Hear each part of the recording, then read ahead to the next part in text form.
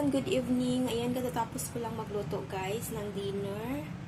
Ayan, ito ang mga niluto guys. Kung napapansin nyo, dami nating gulay. Ay, may sitaw. Pero wala siyang karne guys, ito. Pure lang na sitaw at saka bawang lang, ginisa. Tapos, may fried fish tayo na may yung green chili para medyo spicy ang ating isda. Hindi siya,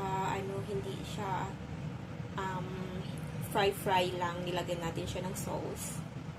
Ayan, tapos ito guys is ininsik style Chinese celery with fried pork. Ayan, and then may ginisa tayong gulay na dahon. Ayan, of course, may special recipe tayo guys, may crab. Ayan, napakasarap ito guys. Ayan, spicy. Ayan, ito ang ating dito.